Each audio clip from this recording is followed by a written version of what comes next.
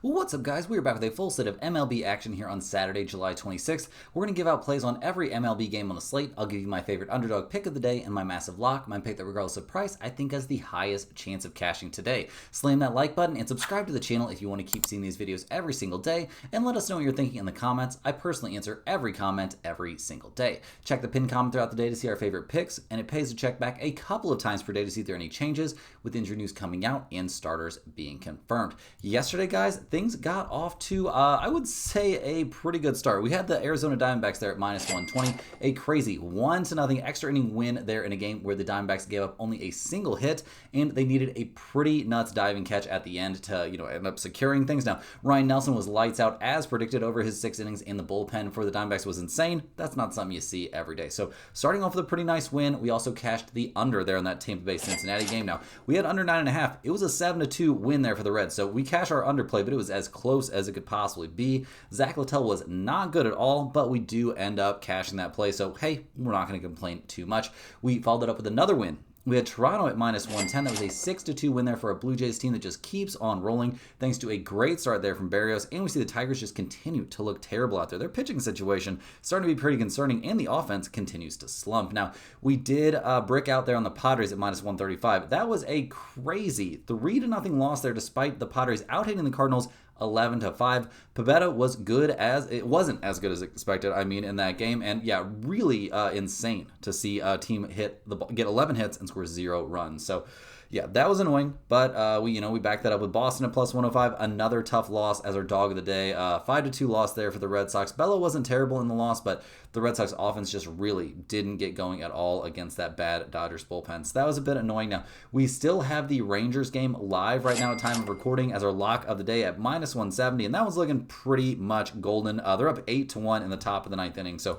we'll see if they can finish things off. There would be a pretty staggering collapse there. Obviously, loving what we saw just in general from the entire Rangers pitching staff. Eovaldi lights out over his 5 innings and putting up plenty of offense, a bit of a rarity for a team like the Rangers, but hey, we'll take it. So it's looking like a pretty solid 4-2 day. Once again, our solid run here continues. We've got a ton of games here to break down on a very crowded Saturday slate. So without any further ado, guys, we're going to go ahead and jump right in, starting things off with the Philadelphia Phillies going on the road to take on the New York Yankees. The Phillies come into this game fresh off a great game 1 of the series, winning 12-5 there. Tons of offense in that game. We'll see if they can follow it up here, handing the ball to Ranger Suarez, who's 7-4 on the year, a 2.66 ERA after a couple bad starts in a row, guys. His last start before the All-Star break, he struggled a bit against the Padres. Not a disaster, but he did have a disaster start there against the Angels back on the 20th.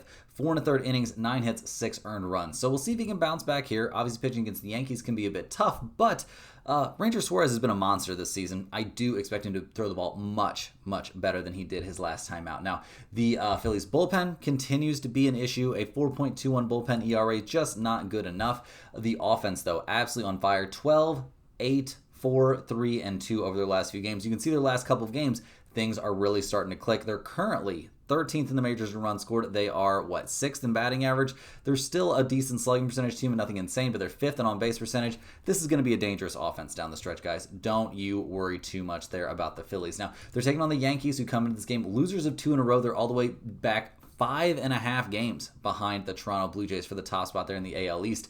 They're going to have to put together some kind of crazy run. Now, they're going to hand the ball in this game to Marcus Stroman, who's 2-1, a 5.64 ERA. He's coming off a couple very good starts, though. A solid start against Seattle to head into the All-Star break on a positive note, and then 6 innings, 5 hits, 1 earned run against Atlanta his last time out. Both of those games were wins for the Yankees, so I'm sure they're hoping that he can have a very positive outing here against the Phillies. Now, the Yankees bullpen has been a huge problem down the stretch, all the way up to a 4.28 bullpen ERA. A disaster at the moment. We'll see if they can get that back in shape at some point, but it's not looking good right now. The offense, 5, 4, 5, 1, and 4 over their last few games. Not what you're supposed to be doing when you're 3rd in the majors in runs scored and 7th in batting average. Now, getting Ryan McMahon, that could be nice. We'll see how that trade ends up working out in the long term for the Yankees here, but I don't know. Not feeling great about the way they're swinging the bats right now. So looking at the numbers, the Phillies are minus 120. The Yankees are plus 100. Total of 9.5 in this game. The Phillies are a 500 road team. They're 32, 17, and 1 to the under on the road. That's actually an MLB best to the under, which is a little bit wild. Now the Yankees, they're 30 and 19 at home. 29, 19, and 1 to the under at home. With a total of 9.5 in these trends, you could talk me into under in this game. Sure, I don't have a huge problem with that. In terms of a side, I don't think I can back the Yankees the way they've been looking recently, especially with Stroman on the mound. Even though he's looked better, the Phillies are swinging the bats pretty well right now, and Ranger Suarez is in for quite the bounce back. Next up, guys, we're leading the Cleveland Guardians going on the road to take on the Kansas City Royals in Game 1 of their doubleheader. Now, the Guardians, they come into this game fresh off a pretty decent series there against the Royals. They did win 3 out of 4. They've got a lot of work still to do here as they hand the ball to Gavin Williams, who's 6-4 on the season, a 3.54 ERA. His last start, 7 innings, 4 hits, 1 earned run allowed there in an 8-2 win against the Athletics, where he struck out 11 and walked 1. A very, very dominant performance. So we'll see what he can do here against a similarly weak hitting Royals team that he faced to open his season. It was fine, but that's so long ago, guys. Not going to take that too much into account. Now, the Cleveland bullpen has been solid this season. Not great, but solid. A 3.72 bullpen ERA has them easily in the top 10. The offense, 3, 6, 10, and 8 over their last few games is fine. Definitely a big step in the right direction for a team that struggled at the plate overall this season. They're still only 26th in the majors in runs scored and 29th in batting average. So they need this hot hitting to continue here as they go on the road to take on the Royals, who are 50-53 on the season, not having the year they had imagined. They'll hand the ball here to Michael Wacha, who's 4-9 on the year, a 3.62 ERA. His last couple of starts have been excellent, though. A great start headed into the All-Star break there, dominating the Mets, and then followed that up with a great start there at Miami. 6 innings, 3 hits, 1 earned run. Now, unfortunately for him, all of his last 5 starts have been losses for the Royals. Not like it's necessarily been his fault, though. Now, the Kansas City bullpen, it has been the problem. A 3.72 bullpen ERA, certainly playable. The problem has been their offense, which I guess technically is coming off a pretty good series there against the Cubs, but over the course of the year, they're second to last in runs scored. They are 26th in on-base percentage. This is not a good team at the plate. So looking at the numbers here, guys, the Guardians are plus 110. The Royals are minus 130. We've got a total of 8 here in Game 1. Cleveland, a 500 road team, 27-21-4 to the under on the road. The Royals are 24-26 at home, 32-18 to the under at home. With these big trends towards the under and 2 starters that are throwing the ball well right now, maybe you could talk me into under 8. In terms of a side, though, I'm going to be fading the Royals for the time being. The Guardians are playing better right now. Give me Cleveland as a tiny lean at plus 110. Next on the docket, we've got a very intriguing matchup between the Toronto Blue Jays and the Detroit Tigers. Now, the Blue Jays come into this game looking like the best team in the majors. They're 62-42 on the year. They are now 5.5 games up on the Yankees there in the AL East. They are cruising. They've won 7 out of their last 8 games. This team is playing out of their mind right now. So we'll see what they do here in Game 3. Handing the ball to Kevin Gausman, who's 7-7 on the year, a 4.01 ERA. His last time out, though, he shut down the Yankees. 7 innings, 4 hits, 1 earned run allowed, and a 4-1 win. The Blue Jays are 4-1 over his last 5 starts. Very, very good stuff there. In terms of history against these Tigers this season, he does not have any, it doesn't appear. So nothing to be drawn from that, but right now, he's throwing the ball well, and the Blue Jays are playing well. Now, the Blue Jays bullpen, excellent. Top 5, top 6 in the majors basically all year long, and the offense is on fire. 6, 11, 8, 4, 4, 8, and 6 over their last several games.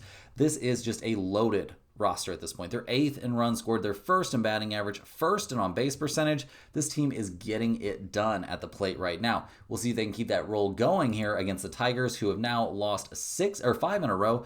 They're going to hand the ball to Tariq Skubal. So happy Skubal Day to all those who celebrate, guys. He is, he's going to be possibly out of this game. We'll see due to paternity. He is on paternity leave, or he's on baby watch right now. So we'll see. It sounds like there's a very real chance that Skubal doesn't pitch in this game. Now, if he does, which he's currently being listed as the starter, he's 10-3, a 2.19 ERA. The dude's been nuts this season, but lately, maybe not quite so nuts. He did have a good start against the Rangers his last time out. That was in a 2-1 win.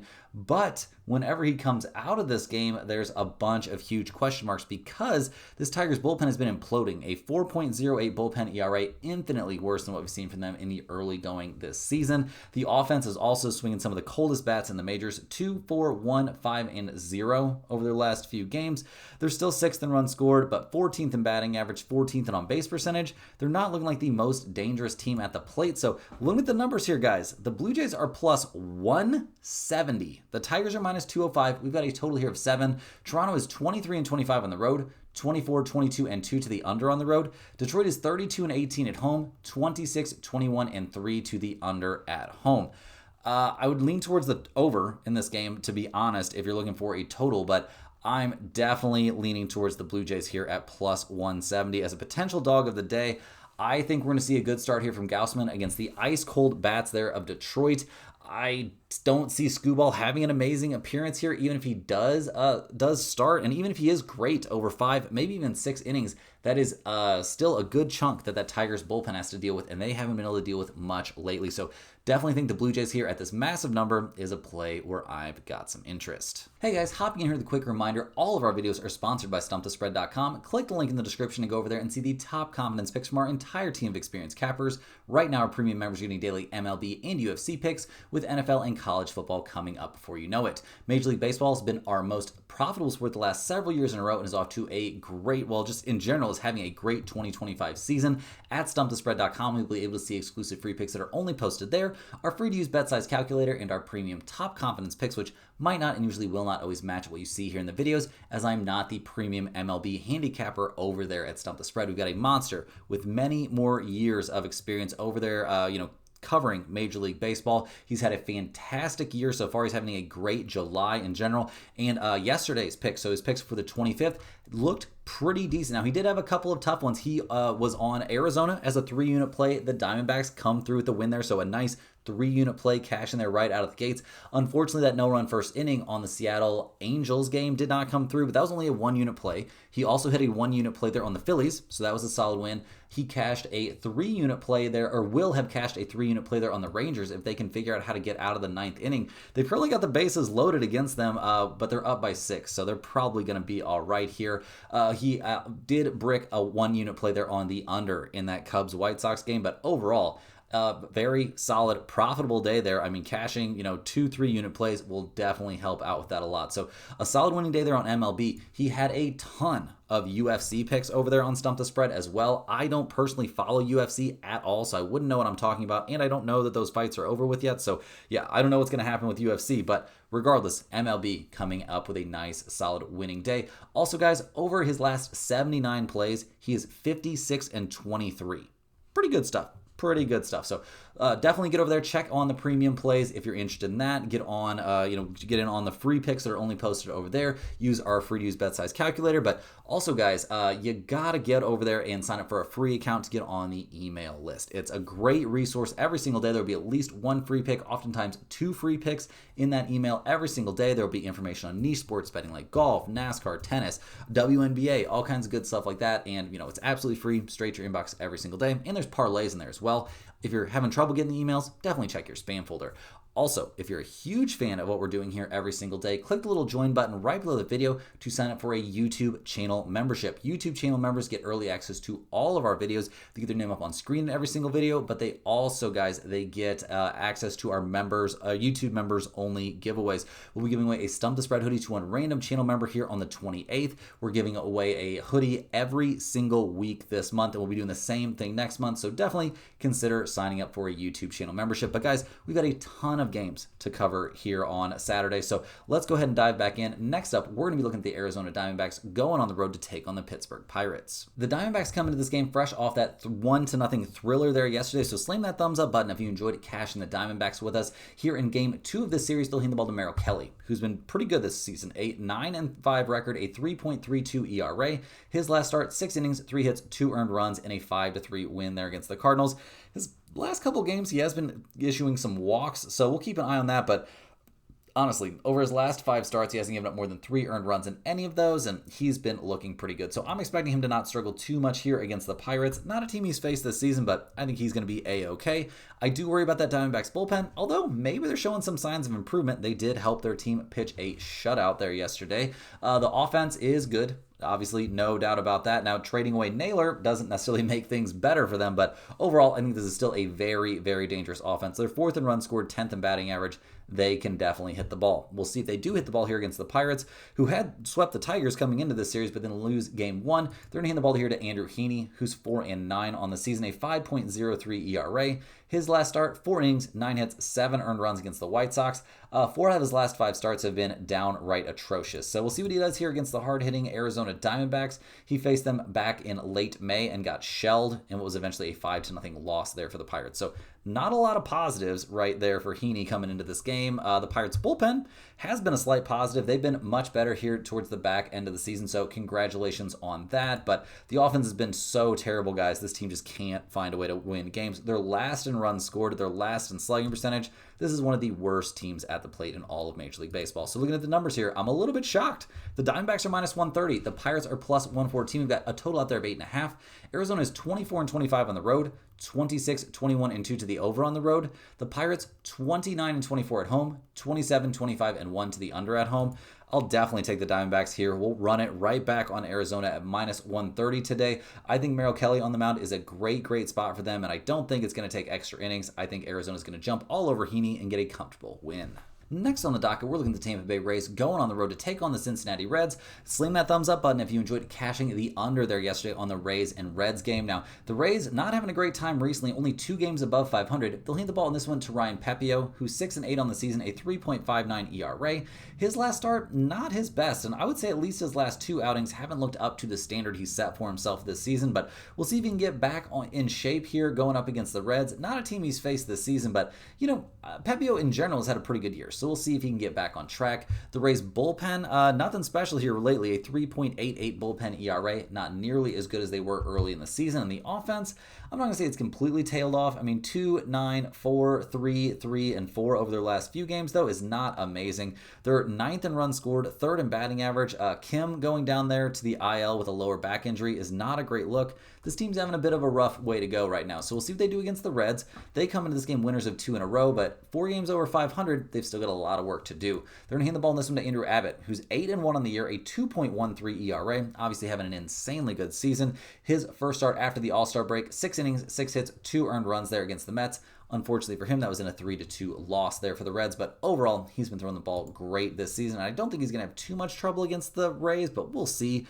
Now, that Reds bullpen has been all over the map this season. 3.84 bullpen ERA right now, but not too long ago, they had a bullpen ERA of well over 4. So we'll see which version of their bullpen we get here. We'll also see which version we get of their offense. Right now, they're swinging the bats well. They've scored 7, 5, 1, and 8 over their last few games. Ellie De La Cruz doing his thing. They're 11th in runs scored, 16th in batting average, 18th in slugging percentage. I'm not going to say this is an elite offense, but I'd say they're slightly above average. So looking at the numbers here, guys, the Rays are plus 100. The Reds are minus 120. We've got a total of 9 out there. Tampa Bay is a 500 road team. They're 25-19 to the under on the road. The Reds are 28-22 at home, 29-17-4 to the under at home.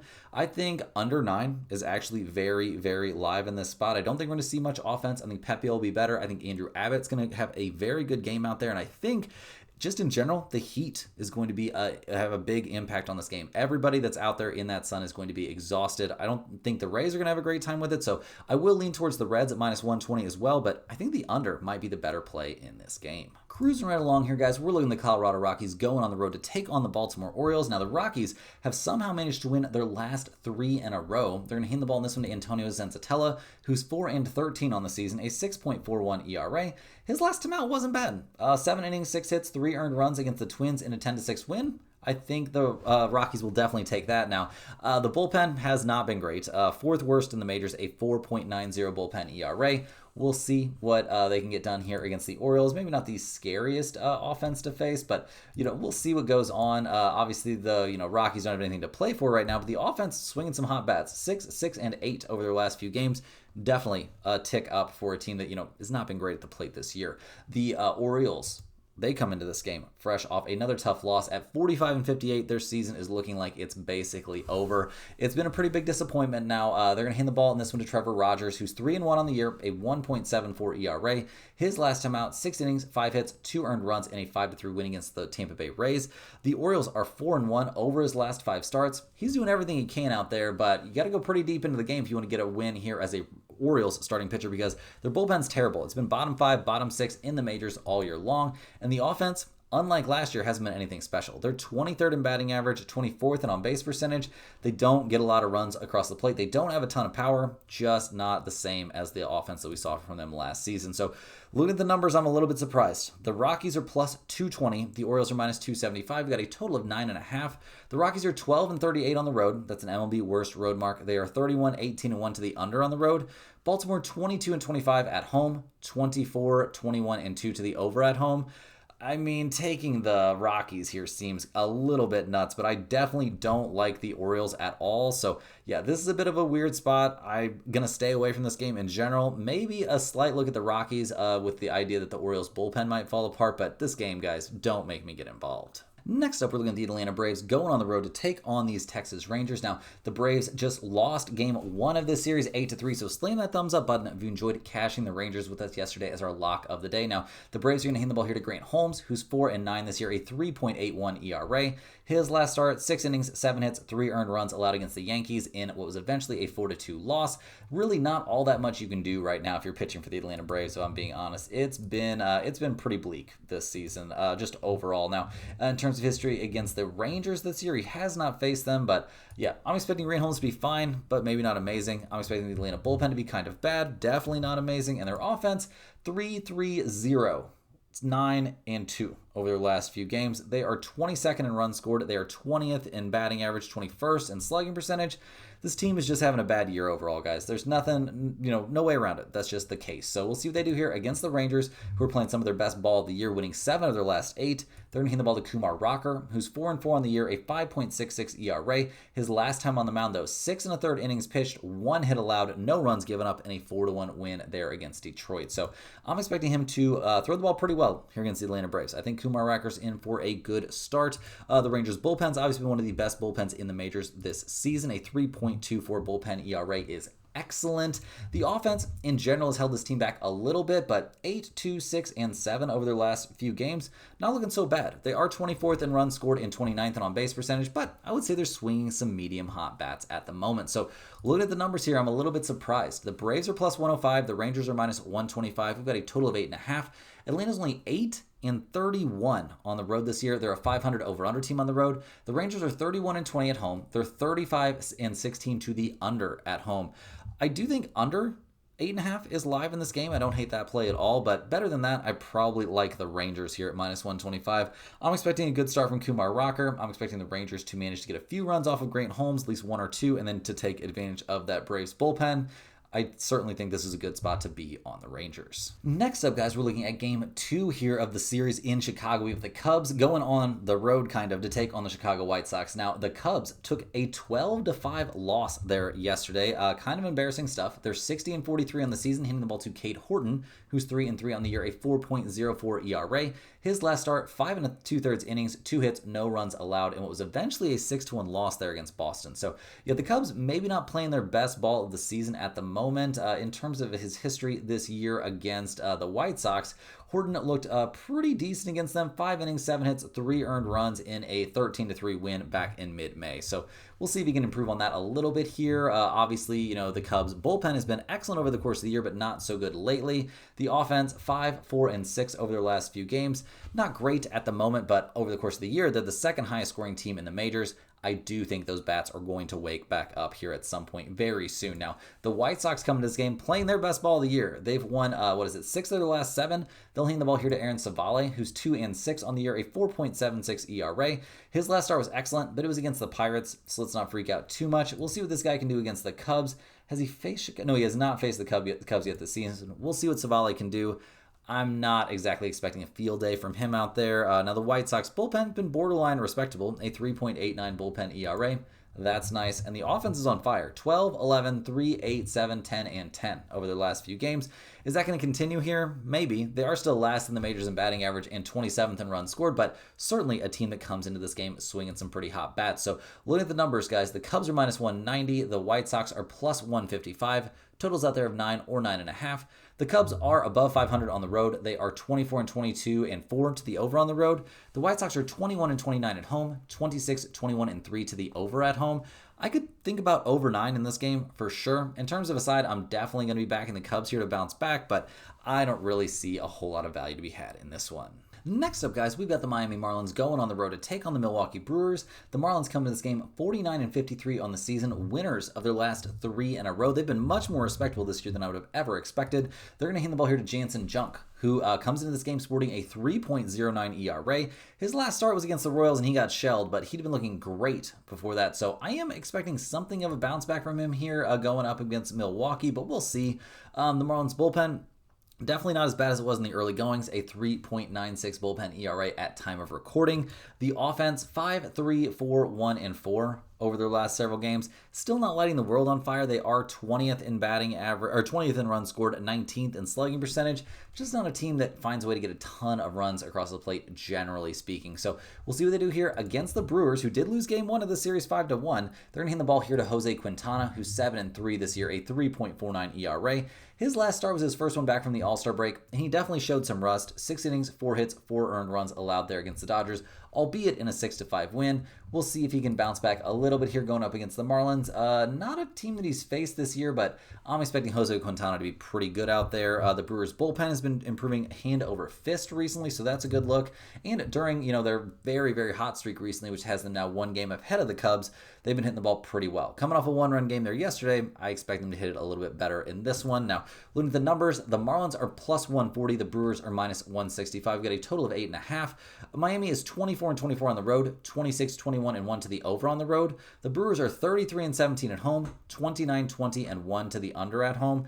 I do think this is a good spot to take the Brewers at minus 165. It's not the most amazing price, but I mean, what do we expect from Jansen Junk here? I'm not 100% sure, so it probably won't make the pinned comment, but I do think the Brewers at home in a bounce back spot looks pretty good. Next up, guys, we're looking at the Sacramento Athletics going on the road to take on the Houston Astros. The Athletics have won each of the first 2 games of the series, winning 15-3 and 5-2 respectively. They're only 44-62 on the year. They'll hand the ball here to Jacob Lopez, who's 3-6 this season, a 4.60 ERA. His last start, he got knocked around by the Rangers. That's not exactly a great look. Wasn't super sharp there against Toronto. Start before that got shelled by the Giants. So, yeah, definitely not looking his best at this exact moment. We'll see what he can do against the Astros, a team he was lights out against back in late June. So, some fairly recent history. We'll see what he can do. Obviously, the Athletics bullpen's been terrible. A 5.45 bullpen ERA, one of the worst in the majors. The offense, 15-5, 1, 2, 2, and 2 over their last few games. So it's clear to see they've, popped out of this little slump they were in, but this isn't that scary of an offense, in my opinion. 17th in batting, 17th in runs scored, 19th in on base percentage. They do have a good amount of pop in that lineup, but I don't know if the Astros are too scared coming into this game. Although, losers of 2 in a row, they've still got a 4.5 game cushion in the AL West. They're going to hand the ball to Hunter Brown, who's 9-4 this season, a 2.57 ERA. But I would say at least his last 3 starts have not looked as good, struggling against Seattle, the Rangers, and the Guardians. So we'll see if he can bounce back here against the Athletics, a team that he was really good against back in late May. The Astros bullpen's been excellent this year. No complaints there. The offense has been problematic at times. 14th in runs scored, but 2nd in batting average and 9th in on base percentage. I think they're okay, but they're not swinging the hottest bats right now. And looking at the numbers, the Athletics are plus 170. The Astros are minus 210. We've got a total of 7.5. The Athletics are 22-31 on the road, 27-21-5 to the over on the road. Houston's 33-19 at home, 29-22-1 to the under at home. I'll definitely be taking the Astros in this game. I don't think it's going to go in the pinned comment, though. I can't justify making it the lock of the day with them slumping so aggressively at the plate recently and with the way Jacob Lopez has pitched against them this season. So, also, the Hunter Brown slump might be a real thing. So, kind of stay away from this one if you want my advice. Next on the docket, we've got the Washington Nationals going on the road to take on the Minnesota Twins. The Nationals lost game 1 of the series 1-0. They're going to try to bounce back here, handing the ball to Mitchell Parker, who is 6-10 on the year, a 5.00 ERA. His last start was against the Padres, and he was good. 6 innings, 5 hits, 2 earned runs allowed, and a 4-2 win. That's nice, but he had been slumping aggressively before that. Maybe the All-Star break came at the perfect time for him. We'll see what he looks like here against the Twins. He hasn't faced them this season, but I'm not 100% sold right now on Mitchell Parker, and I'm definitely not sold on that Nationals bullpen. They are the worst bullpen in the majors right now. The offense, 0, 6, 10, and 1 over their last few games. 18th in runs scored this year, 20th in slugging percentage, and not swinging the hottest bats. Maybe the coldest bats in the majors at time of recording. So we'll see what they do here against the Twins, who have won 3 out of their last 6. Okay, they're going to hand the ball here to Joe Ryan, who's 10-4 on the year, a 2.63 ERA. His last time on the mound, 7 innings, 5 hits, 1 earned run in a 7-1 win against Colorado, where he also struck out 11. So I think he's going to go out there and pretty much mow down the Washington Nationals. No history between him and this team this year, but I'm expecting great stuff from Joe Ryan. The Twins' bullpen, on the other hand, not great. The offense, also nothing to write home about. 1, 3, 10, 2, and 7 over their last few games. They're 19th in runs scored, 22nd in batting average. Just not a whole lot to recommend this team at the plate. Now, looking at the numbers, the Nationals are plus 190, the Twins are minus 225. We've got a total of 8.5. The Nationals are 20 and 30 on the road, 26, 21 and 3 to the over on the road. The Twins are 28 and 20 at home, 25, 22 and 1 to the under at home. I'm going to be leaning towards the Twins here pretty hard. Maybe hard enough to make them the lock of the day if I'm being 100% honest. I struggle to see them losing this game with Joe Ryan on the mound. I don't think the Twins have completely given up on their season yet. The Nationals don't have a lot to play for, and Mitchell Parker is all over the place, so definitely give me a good hard look at the Twins. Next on the dock is one of the most exciting pitching matchups of the day. We got the LA Dodgers going on the road to take on the Boston Red Sox. Now, the Dodgers got the win there in Game 1, winning 5-2. They're going to hand the ball here in Game 2 to Clayton Kershaw, who's 4-1 on the year, a 3.27 ERA. His last start, 4 1/3 innings, 5 hits, 3 runs, only one of which was earned there against the Brewers in a 6-5 loss. We'll see. He's been very solid this season in general. He is a, kind of staggering 37 years old here. So we'll see what he does in this matchup against the Red Sox. Has he faced Boston? No, he hasn't faced Boston this year. We'll see what happens. Can be a little bit of a mixed bag with Kershaw out there. Now, the Dodgers bullpen is not a mixed bag. They're just straight up bad. A 4.40 bullpen ERA puts them among the worst in the majors. The offense obviously has been historically good this year. 5, 4, and 7 runs over their last few games. Not insane. Mookie Betts being out for personal matters. He's unsure whether he's going to play in this game or not. We'll see what happens. They're first in the majors in runs scored, though, so that's something to think about. Now, they're going to be going up against the Red Sox, who are 55 and 50 on the year. They did lose Game 1, but they're going to hand the ball here in Game 2 to Garrett Crochet, who is 11 and 4 on the season, a 2.19 ERA. His last start, 6 innings, 8 hits, 1 earned run allowed there at Wrigley Field. Loving what we've seen from him in his last 3 times on the mound, so I'm expecting him to go out there and be pretty good in this one. Obviously, the Dodgers not the easiest team to face, and he hasn't faced them yet this year, but I'm not too scared with Crochet on the mound. The bullpen for Boston has been excellent this year, top 5, top 6 in the majors, basically all season long. The offense, though, is a concern. 2-9-1, 2 and 6 over their last few games. They're 5th in runs scored this season and 11th in batting average, but not swinging the hottest bats right now. So looking at the numbers, the Dodgers are plus 122, the Red Sox are minus 140, a total of 8.5 in this game. The Dodgers are 23 and 22 on the road, 24 and 21 to the under on the road. Boston is 32 and 20 at home, 27, 23 and 2 to the under at home. You could maybe talk me into no run first inning in this game. I think that's live here, but better than that, guys, I like the Red Sox at minus 140 with Crochet on the mound. I think they're going to find a way here, possibly against Kershaw, but if not against him, definitely capable of taking advantage of that terrible Dodgers bullpen. Rolling right along here, guys, we're looking at the San Diego Padres going on the road to take on the St. Louis Cardinals. The Padres come into this game 55 and 49 on the year, but losers of 4 in a row. They're going to hand the ball here to Randy Vasquez, who's 3 and 4 this season, a 3.73 ERA. His last start, 4 1/3 innings, 7 hits, 1 run allowed there in a 2-1 win against the Marlins. It was sketchy, but he did get the job done and has been throwing the ball reasonably well over his last 5 starts. We'll see what he does here against the Cardinals. Not a team he's faced this season, but Randy Vasquez, not somebody I love out there on the mound. Obviously, the Padres bullpen's been excellent, so that's a big strength for this team, but their offense is a big weakness. 0-7, 2-3, 2-8, and 2 over their last few games. They're 25th in runs scored and 26th in slugging percentage. This is not a scary team at the plate. So we'll see what they do here against the Cardinals, who have now won 2 in a row. They are, unfortunately for their fans, 8 games back now in the NL Central, so they're going to have a crazy end of the season to do anything important. They're going to hand the ball in this game to Matthew Liberatore. He comes in this game 6 and 7 on the year. He is fresh off of a, we'll say, bad start there against the Atlanta Braves. 3 innings, 9 hits, 6 earned runs allowed. He was looking good there for a while beforehand, and looked good against the Cubs a couple times. We'll see what he can do here against the Padres. I don't believe, no, he hasn't faced the Padres yet this year. So we'll see how Liberatore can do. The Cardinals bullpen's been excellent down the stretch. The offense, though, 3, 9, 0, 4, and 6 over their last few, I guess isn't that bad. They're 11th in runs scored, 8th in batting average, with the benches clearing in Game 2 of this series. We'll see. We'll see what goes on here in Game 3. I think it's going to be a little bit tense out there. So looking at the numbers for this game, the Padres are plus 135. The Cardinals are minus 160. We've got a total of 9. The Padres are 24 and 29 on the road, 29, 22, and 2 to the under on the road. The Cardinals are 29 and 20 at home, 27, 19, and 3 to the over at home. In general in this game, guys, I'll be looking a bit towards under 9. I think that's a reasonable play here. I don't think the Padres are going to leave Vasquez out there for too long. In terms of a side, I will slightly shade towards the Cardinals at minus 160, but I do think the under is the better play in this game. Rounding into the home stretch here, guys, we're looking at the New York Mets going on the road to take on the San Francisco Giants. The Mets come into this game 59-44 on the year. They're currently up 6-1 in the bottom of the fourth inning in game 1 of this series. So in game 2, they're going to hand the ball to David Peterson, who's 6-4 on the year, a 2.90 ERA. His last, I would say, at least 4 starts, or at least 4 outings have been excellent. His All-Star game appearance was good as well.